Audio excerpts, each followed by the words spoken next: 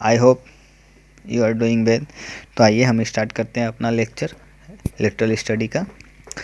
देखिए, तो कांग्रेस के प्रभुत्व के बारे में लास्ट लेक्चर में हम आपको समझा रहे थे किस प्रकार कांग्रेस का प्रभुत्व बना रहा था। ठीक है, तो पॉलिटी का ये लेक्चर है 12th क्लास का, ये पता है ना आपको। तो उसमें देखिए, जिस तरह से हमारी कांग्रेस सरकार थी उस तरह से और भी सरकारें ऐसी थी जो कि मतलब कि ऐसा नहीं था कि भारत ही एकलौता उस समय आज़ाद हुआ था और भारत में ही सरकारें बनी और भारत ही मतलब कि कई सालों तक रहा, मैक्सिको भी रहा। ठीक है, हालांकि उसके बारे में आएंगे, बताएंगे वो कैसे अपने सत्ता को बनाए रखा था जो हमारे भारत से भिन्न थी। आइए देखिए, इस समय की सत्ता को बारे में हम आपको बताते हैं। देखिए, जिस समय हमारा जो देश आज़ाद हुआ था ना, उस समय जो था क्या हुआ था कि चीन, क्यूबा, सीरिया ये सब भी देश आज़ाद हुए थे, लेकिन यहाँ संविधान में एक ही पार्टी के देश के लोग शासन करते थे। ठीक है, और यही करता मतलब कि थे, और यही लोग सारे तरह के संविधान को करते थे। तो आपको म्यांमार, बेलारूस, इटीरिया ये भी ऐसे देश मिल जाएंगे जहाँ पे सैन्य शक्ति थी। तो इन सब के बारे में हमने आपको लास्ट लेक्चर में बताया था। अब आइए कुछ आगे इसमें बता देते हैं। देखिए, बाबा साहेब अम्बेडकर जी जो थे वो एक मतलब उनके बारे में दिया हुआ छोटा सा यहाँ उनका जीवन परिचय कि वो क्या थे, कब थे, कैसे थे। तो दलितों के नेता थे, विरोधी, जाति विरोधी और दलितों के नेता थे। ठीक है, आज़ादी के बाद नेहरू के पहले मंत्रिमंडल में मंत्री थे और हिंदू कोड बिल लाने पर इनकी असहमति दर्ज होने के कारण इन्होंने 1991 में इस्तीफा दे दिया। 1956 में हजारों अनुयायी के साथ ये बौद्ध धर्म जाके अपना लिए थे। ठीक है, तो इनके बारे में इनका और भी मतलब कि योगदान है भारतीय इतिहास में, आप पढ़ सकते हैं अधिक जानकारी के लिए गूगल से। ठीक है, अगर आप इंटरेस्टेड है तो, नहीं तो बोलिएगा, तो कमेंट बॉक्स में लिख दीजिएगा, हम वीडियो बना देंगे इसके लिए भी। आइए देखिए, मैक्सिको पार्टी तो इंटरनेशनल क्या है, इंस्टीट्यूशनल रेवोल्यूशनरी पार्टी, जिसको हम लोग PRI के नाम से भी जानते थे। ठीक है, ये स्पेनिश, ठीक है, स्पेनिश में इसे PRI कहा जाता था। तो ये मैक्सिको में लगभग 60 सालों तक शासन किया। ठीक है, 60 सालों तक, बहुत बड़ी मतलब कि होती है ये साल। 1929 में ये था। इस मैक्सिकन क्रांति इसे भी मैक्सिकन क्रांति की विरासत मिली थी, जैसे कि हमारे राष्ट्रीय भारतीय कांग्रेस को विरासत में मिला था। ठीक है, इसके राजनेता और सैनिक नेता मजदूर और किसान के संगठन का था। तो इसमें क्या था कि कई पार्टियों का मिलाप था, लेकिन ये परिपूर्ण तानाशाही कहा जाता था। ठीक है, PI का शासन जो था इतने साल तक तानाशाही बन गई थी कि होता है ना कि जब ताकत सत्ता मिलता है तो लोग क्या होता है, पावरफुल हो जाते हैं। तो ये देखिए, PRI के संस्थापक कौन थे, प्लूटको इलियास कैलस। ठीक है, तो ये थे ये संस्थापक, इनको याद रखिएगा आप अपने ऑब्जेक्टिव में के लिए। कभी कभी पूछ सकता है कि मैक्सिको पार्टी में सत्ता में काबिज रहने वाले वो उस नेता के नाम बताइए जो 60 सालों तक रूल किए थे। ठीक है, देखिए, अब इसके और भारत के बारे में दो जो बातें हैं उसको जान लेते हैं। देखिए, एक तरफ भारत है और एक तरफ ये मैक्सिको थी। ठीक है, मैक्सिकन और ये भारत। तो भारत भी कई सालों तक राज किया, मान लीजिए अभी तक ये 70 साल हो गए ना जी इसके, और ये भी। ठीक है, तो इन दोनों में क्या फ़र्क ये है कि ये आसानी से आम चुनाव करवाता था और सत्तारूढ़ी पार्टियां हारने के बाद भी अपने दूसरे पार्टियों को दे देता था भारत। लेकिन मैक्सिको में ऐसा नहीं था, वहाँ एक ही पार्टी का दबदबा बना हुआ था। वो अगर सत्ता लोकतंत्र के नाम पे करवाते भी थे तो उसमें घोटाले, करप्शन, भ्रष्टाचार ये सब छुपा हुआ था, जिस कारण से ये सत्ता में बनी रही। लेकिन भारत में ऐसा नहीं है। हालांकि हम नहीं कहेंगे कि भारत में भ्रष्टाचार नहीं है, लेकिन ये चीज़ है कि भारत जो था ना उस समय भी एक, जैसे क्या होता है, जैसे कि अभी प्रेजेंट टाइम में ही जान लीजिए कि 2014 का इलेक्शन हुआ, उस समय क्या हुआ कि कांग्रेस पार्टी की सरकार थी, उससे पहले वो आराम से सत्ता हारी और अपने विपक्षी दल बीजेपी को दे दी। लेकिन ऐसा अदर देशों में नहीं होता, जैसे अफ्रीका हो गया और भी अदर देशों के वो सब जगह ऐसा नहीं होता है। ठीक है, तो यही बात थी, इसी के कारण दोनों में डिफरेंस है कि मैक्सिको और भारत में। तो भारत में बस एक ही चीज़ याद रखिए कि भारत में जो था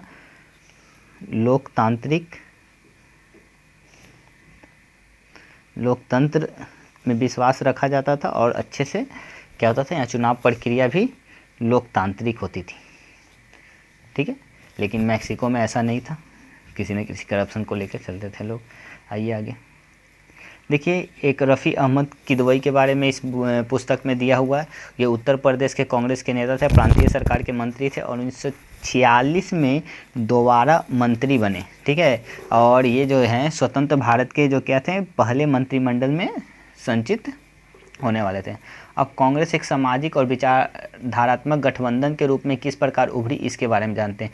देखिए, कांग्रेस में जो जैसे नेता थे वो लोग इतने मतलब कि समाजवादी थे ना, जैसे कि उसमें आप पढ़ चुके होंगे कि कांग्रेस का जन्म 1885 में हुआ था, 11th क्लास में आपने पढ़ा था, जिसमें नवशिक्षित, कामकाजी और व्यापारिक वर्गों का एक हित समूह भर थी, ठीक है। लेकिन 20वीं सदी में इसे जन आंदोलन का रूप मिला और उसमें सबसे बड़ी अहम भूमिका निभाया गांधी जी ने, ठीक है। और उसके बाद जो किया गया, क्या हुआ कि कांग्रेस आज़ादी के लिए, अर्ध जाति के लिए, उछले मध्यम वर्गों के लिए, शहरी के लिए और अभिविजन, ठीक है, शहरी अभिवाजन का बोलबाला था इसमें, ठीक है ना, शुरू में। लेकिन धीरे धीरे क्या हुआ था कि इसमें क्या हुआ था कि कांग्रेस में जो थे विरोध उत्पन्न होने लगे। लेकिन बाद में क्या हुआ, कुछ ऐसे लोग हुए जो निम्न वर्ग और उच्च वर्ग दोनों को संभालने में, जैसे गांधी जी का क्या था, जैसे लोग मिलते थे वैसा उनका वेशभूषा होता था। अगर कलेक्टर मिल गया, ऑफिसर मिल गया तो ऑफिसर की तरह बात करना, और अगर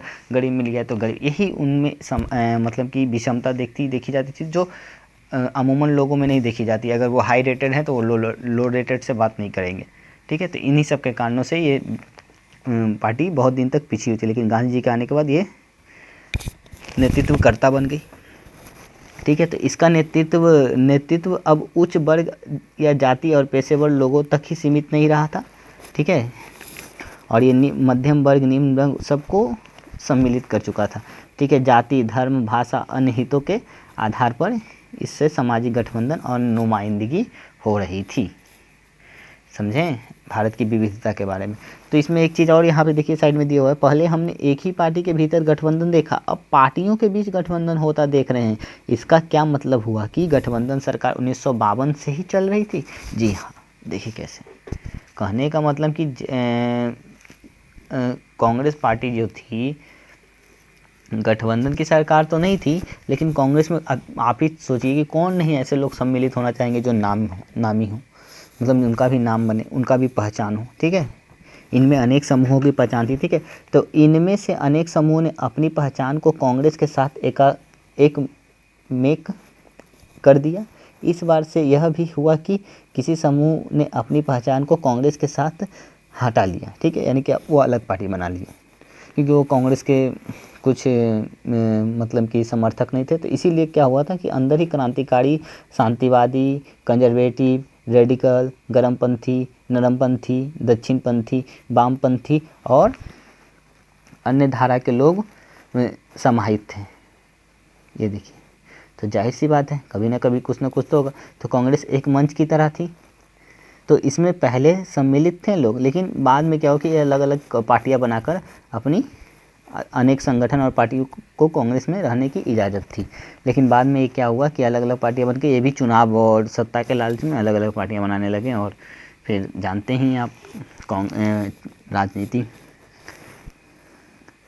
ये कम्युनिस्ट पार्टी के बारे में दिया हुआ है, आप इसमें पढ़ सकते हैं कैसे 1920 के दशक में शुरुआत में कम्युनिस्ट पार्टी का थोड़ा सा बोलबाला था, ठीक है। कम्युनिस्ट पार्टी केरल के, जो मैंने शुरू में आपको बताया था, A.K. गोपालन, कम्युनिस्ट पार्टी के राजनीतिक जीवन का आरंभ इन्होंने 1939 में किया था, कम्युनिस्ट पार्टी में शामिल हुए थे, उनके बारे में दिया हुआ।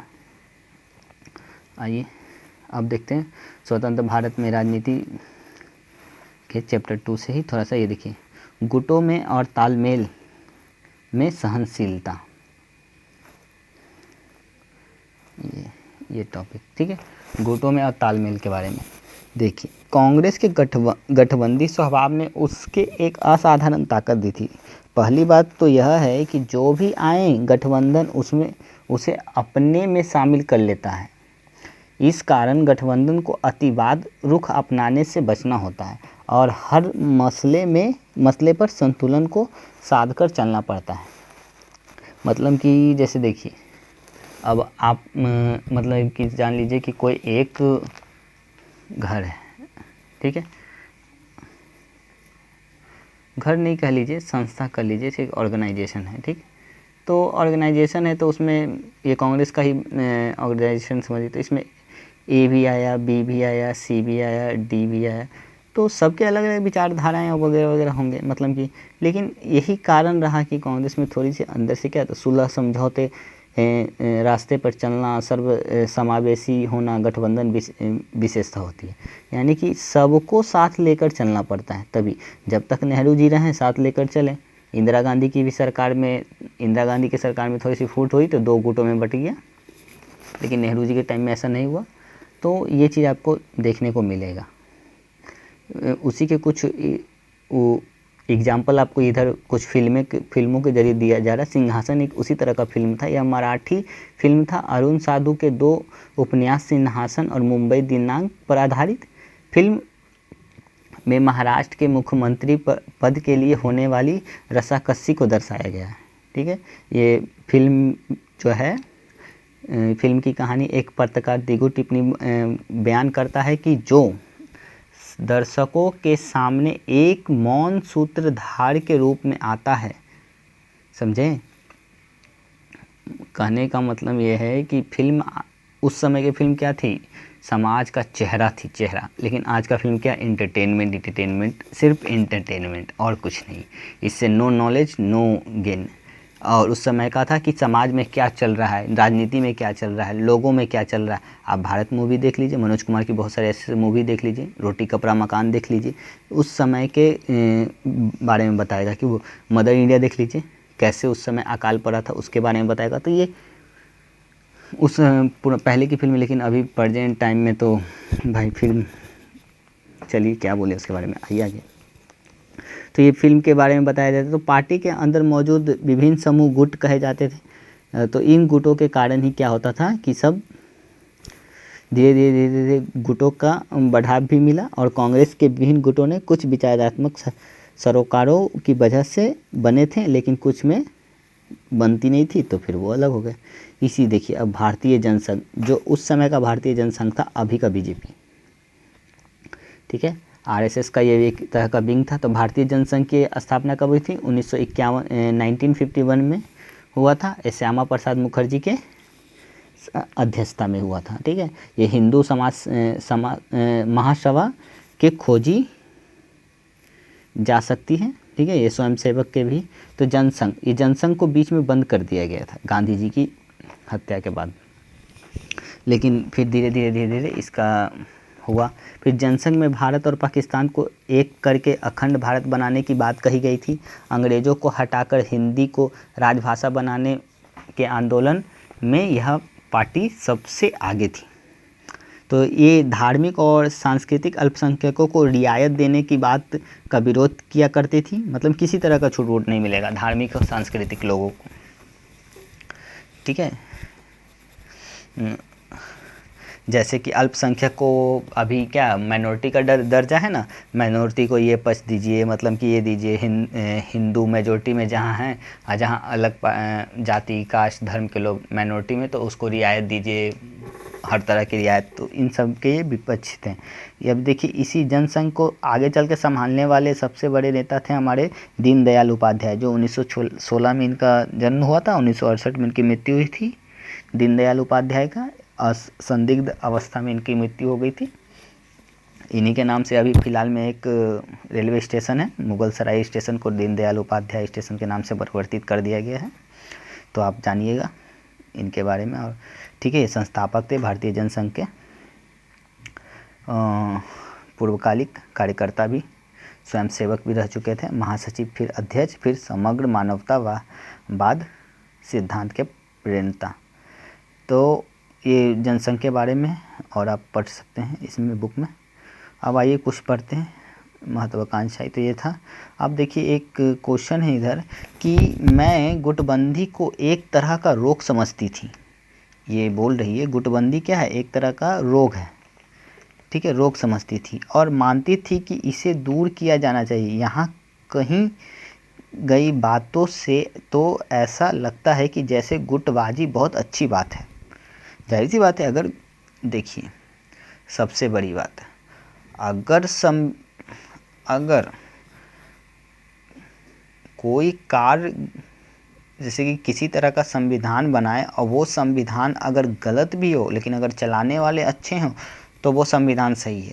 अगर संविधान बहुत अच्छा है, चलाने वाले गलत हों तो वो बहुत गलत है। ठीक है, तो इस चीज़ को देख लीजिए। विपक्षी पार्टियों का उद्भव क्या रहता था, जैसे कि गुटबाजी कहीं मायने में शुरू में सही थी, लेकिन धीरे धीरे चलकर अमूमन लोभ लालच सबको आता है, तो उसके कारण पार्टियां बनी तो एक दूसरे का टांग। देखिए इस फिगर में आप देख सकते हैं किस प्रकार एक पार्टी जो शीर्ष पे है उसको गिराने के लिए नीचे से लोग रस्सी बांध के खींच रहे हैं। देखिए ये फिगर आपको दर्शाता है, ये कार्टून। ठीक है, तो ये इसके बारे में देख किस तरह से विपक्षी पार्टियाँ उस समय करती थी। आई स्वतंत्रता पार्टी, इस चैप्टर में मान लीजिए कि अमूमन खाली पार्टियाँ ही मिलेंगी आपको कि कौन सा पार्टी था, स्वराज पार्टी कब बना, स्वतंत्र पार्टी कब बना। अभी तक मैंने 3-4 पार्टियों का करवा दिया था। कमेंट बॉक्स में आप सभी पार्टियों के नाम लिखिएगा। ठीक है, अब आ जाइए स्वतंत्र पार्टी के। तो स्वतंत्र पार्टी क्या थी, नागपुर अधिवेशन में जमीन हदबंदी, खाद्यान्न के व्यापार, सरकारी अधिग्रहण और सरकारी खेती के प्रस्ताव पास हुआ था। इसी के बाद 1959 के अगस्त में स्वतंत्र पार्टी अस्तित्व में आई। समझे, यानी 1959 में आया था, तभी यह अगस्त। इस पार्टी के नेतृत्व करता है राजगोपालाचारी, के.एम. मुंशी, एन.जी. रंगा और मीनू मशानी जैसे पुराने कांग्रेस नेता कर रहे थे। यह पार्टी आर्थिक मामलों पर अपनी खास किस्म की पक्षधर थी। ठीक है ना, कारण दूसरी पार्टियों से अलग थी। स्वतंत्र पार्टी चाहती थी कि सरकार अर्थव्यवस्था में कम से कमतर हस्तक्षेप करे। इनका मानना था कि समृद्धि सिर्फ व्यक्तिगत स्वतंत्रता के जरिए आ सकती है। समृद्धि जो है व्यक्तिगत स्वतंत्रता अगर दी जाए तभी आएगी, नहीं तो नहीं आएगी। लेकिन अगर हस्तक्षेप नहीं होता तो आज किसान गरीबी रहता और हम भूखे फिर भूखमरी से मरते। क्योंकि देखिए उस समय क्या थी ना कि ज़मीन जिसका होता था वो ज़मींदार कहलाते थे। ज़मींदारों से मतलब कि भूमि पे खेती करवाया जाता था और बहुत सारे मजदूर लोग प्रताड़ित किए जाते थे। फिर स्वतंत्रता नहीं आती, अच्छे से लोग कार्य नहीं, समता नहीं आता। जो हमारे अनुच्छेद के 14 से 18 में समता का अधिकार दिया हुआ है वो फुलफिल नहीं होता। समता के अधिकार के लिए ही किया गया। ठीक है, तो इसी के बारे में दिया गया है कि आप छूट नहीं दीजिए, स्वतंत्र रखिए लोगों को, तभी कुछ होगा। स्वतंत्र पार्टी कृषि में ज़मीन की हदबंदी, सरकारी खेती, खदान के व्यापार पर सरकारी नियंत्रण के विरुद्ध थे। ठीक है, यह दल गुटनिरपेक्षता की नीति और सोवियत संघ के से दोस्ताना रिश्ते कायम रखता था। ठीक है, यानी कि गुटनिरपेक्षता की नीति और सोवियत संघ से दोस्ताने कायम। सोवियत संघ उस समय का यूएसएसआर था जो अभी विखंडित हो गया है, अब का रसिया बन गया है। तो ये था, तो इसी के बारे में आप जानिएगा। और इसके बाद देखिए सी राजगोपालाचारी के बारे में इसमें दिया हुआ है कि वो कैसे नेता थे, क्या थे। वरिष्ठ नेता थे, सत्य साहित्यकार थे, महात्मा गांधी के करीबी थे, संविधान सभा के सदस्य थे, स्वतंत्र भारत के पहले भारतीय गवर्नर जनरल बने थे जो 1948 से 1950 तक रहे थे। तो ये बहुत इम्पोर्टेंट है कि स्वतंत्र भारत के पहले भारतीय गवर्नर जनरल कौन थे, तो सी राजगोपालाचारी। ये याद रखिएगा, भूलिएगा नहीं। आइए आगे चलते हैं। देखिए एक क्वेश्चन है, कांग्रेस से सदस्य टंडन के निर्वाचन को सरकार या कांग्रेस में मेरी मौजूदगी से ज़्यादा महत्वपूर्ण समझते हैं। फिर कांग्रेस और सरकार के भीतर मैं पूरी तरह अप्रासंगिक हो चुका हूँ। कांग्रेस अध्यक्ष के पद पर टंडन की जीत के बाद राजा जी को लिखे गए एक पत्र में जवाहरलाल नेहरू का वक्तव्य है ये। ठीक है ना, तो ये जवाहरलाल नेहरू का एक वक्तव्य है कि किस प्रकार कांग्रेस में भीतर ही पूरी तरह से अप्रासंगिक हो चुके हैं वो, उनके बारे में परिचर्चा करते हुए ये देखे जाते हैं। ये देखिए उस समय का फ़ोटो, मतलब उस समय के मंत्रिमंडल के सदस्य में। ये देखिए यहाँ पे आपको लेफ़्ट साइड से चौथे नंबर पे पंडित नेहरू जी मिल जाएंगे, उनके बाद फिर सी गोपालाचारी, फिर उनके बाद वल्लभ भाई पटेल, और फिर राइट साइड में आपको दिख जाएंगे और भी सब नेता। तो सारे फ़ोटो हैं इसमें, देखिए सबके नाम नीचे दिए हुए हैं। 1948 में चक्रवर्ती राजगोपालाचारी चारी के गवर्नर जनरल पद के शपथ के बाद नेहरू मंत्रिमंडल में बैठे हुए बाएं से दाएं रफ़ी अहमद किदवई, बलदेव सिंह, मौलाना आज़ाद, प्रधानमंत्री नेहरू, चक्रवर्ती राजगोपालाचारी, सरदार वल्लभ भाई पटेल, राजकुमारी अमृता कौर, जॉन मथाई और जगजीवन राम जो खड़े हैं वो बाएं से दाएं। देखिए श्री गडगिल, श्री नियोगी, डॉक्टर अम्बेडकर, श्यामा प्रसाद मुखर्जी, राजगोपालाचारी, अयंगार और जयराम दास दौलत राम। देखिए चलो चलो सब देखने चलो। इस प्रकार फणीश्वर रेणु की एक कुछ कहावतें हैं, मतलब कि कविता कह लीजिए, पोएम कह लीजिए, जिनके जरिए वो कुछ अपने पक्ष को रखते हैं। सोशलिस्ट पार्टी की सभा की खबर से संथाल टोली के विशेष रूप में क्या हुआ था कि आलोड़ित किया गया था। गांव में अस्पताल खुलने की खुशखबरी की कोई खास प्रतिक्रिया संथालों पर नहीं, लेकिन यह सभा जमीन जोतने वालों की थी। जमीन किसकी? जोतने वालों की। जो जीतेगा वह बोएगा, जो जोतेगा वह बोएगा, जो बोएगा वह काटेगा, कमाने वाला खाएगा। इसके चलते जो कुछ हो काली चरण समझा रहा है। ठीक है, यानी कि दो भैंस की लड़ाई में डूब के सिर आफत कांग्रेस और मुश्किल में लड़ रहा है, दोनों अपना मेंबर बनना चाहता है। चक्की के दो पार्ट के गरीब लोग पीछे जाएंगे। ये सब कुछ ऐसे बातें थी जिनके बारे में ये बोला जा रहा था। फणीश्वर नाथ रेणु के उपन्यास मैला आंचल के कुछ अंश हैं जो इस उपन्यास के कथा भूमि पूर्वोत्तर बिहार का पूर्णिया जिला है और कथा काल स्वतंत्रता के बाद के हैं। ठीक है, तो इसमें जिला कांग्रेस ऑफिस में जुल्म हो रहा है। तो मतलब कि इन सब के बारे में, कैसे वहाँ की व्यवस्थाएं थी, कैसे गरीबी के लोग थे, कैसे लोग सोचते थे, उन सब के बारे में इस कहानी में अगर आपको समय मिले तो इसे ज़रूर पढ़िएगा। आइए अब श्यामा प्रसाद मुखर्जी के बारे में जान लेते हैं। शुरू में हमने बताया था ये हिंदू महासभा के नेता थे, भारतीय जनसंघ के संस्थापक, स्वतंत्रता के बाद नेहरू के पहले मंत्रिमंडल में मंत्री भी थे। ये पाकिस्तान के साथ संबंधों को लेकर अपने मतभेदों के चलते 1950 में इस्तीफा और संविधान सभा के सदस्य, लोकसभा के सदस्य, कश्मीर की स्वतंत्रता देने के खिलाफ, यानी कि कश्मीर को स्वतंत्रता हम नहीं देंगे, कश्मीर हमारा है और उसे हम अपने पास रखेंगे। कश्मीर नीति पर जनसंघ के प्रदर्शन के दौरान गिरफ्तार हुए थे और हिरासत में मौत हो गई थी इनकी। अब देखिए कुछ क्वेश्चन, तो ये था एक दल के प्रभुत्व का। अब यहाँ कुछ प्रश्न हैं, इनको आप बनाने की कोशिश कीजिएगा। ठीक, तो आज का लेक्चर हम यहीं रखते हैं। देखिए कुछ प्रश्न हैं, कुछ विकल्प दिए हुए हैं इस बुक में, इसको बनाइएगा। फिर अगले लेक्चर में हम इससे आधारित कुछ प्रश्न, महत्वपूर्ण प्रश्न लाएंगे। एक काम आप सिर्फ कीजिएगा कि 3 नंबर क्वेश्चन, एकल पार्टी के प्रभुत्व के बारे में 4 बयानों को लिखिएगा। ठीक है, लिखे गए आगे के सही है गलत है इसको बताइए कि कौन सा सही है। और दूसरा ये कि अगर आप पहले आम चुनाव के बाद भारतीय जनसंघ अथवा भारतीय कम्युनिस्ट पार्टी की सरकार बनी होती तो किन मामलों में सरकारों से भिन्न होती, इसको ज़रूर बताइएगा। ये क्वेश्चन 4 नंबर जरूर कीजिएगा। ठीक है, तो आज का लेक्चर हम यहीं रखते हैं। आई होप आपको लेक्चर अच्छा लगा होगा। अगर समझ में आया होगा तो कमेंट बॉक्स में ज़रूर रिप्लाई दें, अगर नहीं भी समझ में आया तब भी रिप्लाई दें। लाइक कीजिए, अनलाइक करने वालों से भी अनुरोध है कि वो अपने अनलाइक का कारण ज़रूर बताएं। ठीक है, धन्यवाद। आगे के लेक्चर नेक्स्ट क्लास में हम फिर से आपसे मिलते हैं, तब तक के लिए बाय।